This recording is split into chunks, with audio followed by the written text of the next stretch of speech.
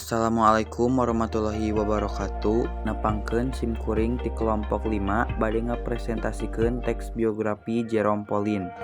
Anggota kelompokna aya Fajar, Raida, Kathleen, sareng Najma.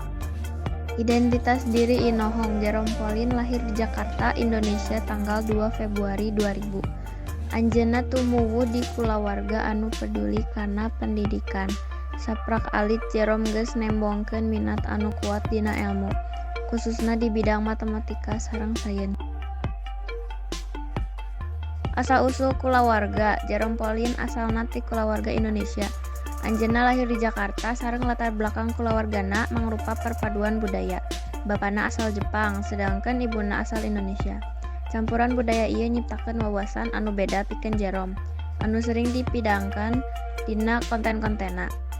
Kulawargana mendukung pendidikan sareng perkembangan karina di luar negeri, khususna di Jepang, anu mangaruhan gaya hirup sareng pandanganana. Tilu gambaran watak Inohong.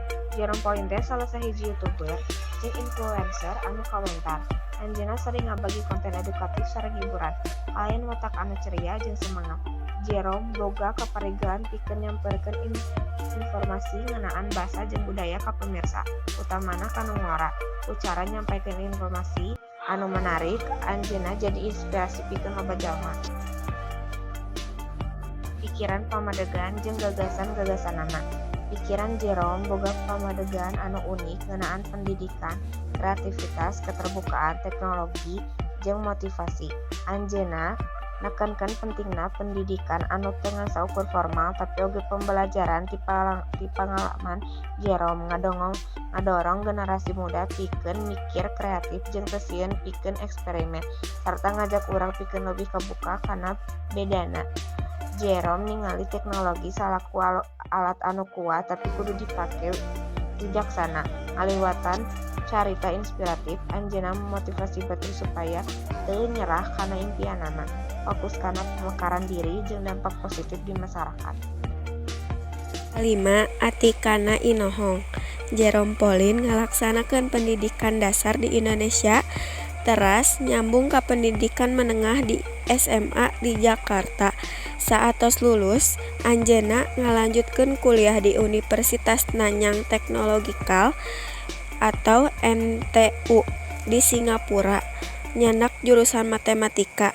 Jerome aktif dina sabaraha kegiatan kaasup organisasi mahasiswa sarta ngamimitian ngembangkeun konten di YouTube anu fokus kana pendidikan, gaya hirup sareng pangalamana pribadi.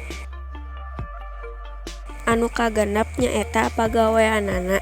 Jerome Pauline nyaeta seorang YouTuber, influencer, sareng konten kreator anu terkenal di Indonesia.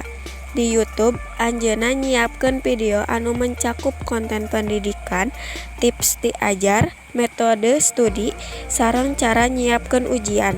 Salain ti eta, Jerome ngabagi vlog pribadi ngeunaan aktivitas sapopoe, perjalananna sareng pengalaman kuliah di luar negeri. Oge ngalaksanakeun tantangan jeung kolaborasi jeung kreator sejen. Anu katujuh, hasil karya atau hasil gawe Inohong. Hasil karya atau hasil gawe Jerome Pauline ngaliputi rupa-rupa konten anu edukatif sareng inspiratif. Di YouTube, Jerome nyiptakeun video anu mencakup konten pendidikan, vlog pribadi, tantangan, sareng kolaborasi jeung kreator sejen anu sering ngadidik sareng ngahibur pemirsa. Anjeunna oge pernah menerbitkeun buku anu fokus kana pendidikan sareng motivasi. Selain ti eta, anjeunna sering diundang jadi pembicara di seminar sareng acara pendidikan, berbagi pengalaman sareng wawasan ka generasi muda. Anu kadalapan, prestasina jeung pangleureurana Inohong. Jerome Pauline ngagaduhan sababaraha prestasi sareng pangleureureuran anu notabel di YouTube. Anjeunna ngumpulkeun jutaan pengikut kalayanan video-videona anu sering viral, khususna dina konten pendidikan sareng gaya hirup. Anjeunna oge pernah menerbitkeun buku anu fokus kana pendidikan sareng motivasi anu meunang perhatian positif ti masyarakat. Jerome sering nampi penghargaan di bidang konten kreator minangka pengakuan atas kontribusina di industri media sosial. Anjeunna aktif dina kampanye pendidikan sareng pemberdayaan anak muda, ngadukung gerakan positif di kalangan generasi muda. Kitu anu tiasa dipihatur hapunten nabila aya kelepatan. Wassalamualaikum warahmatullahi wabarakatuh.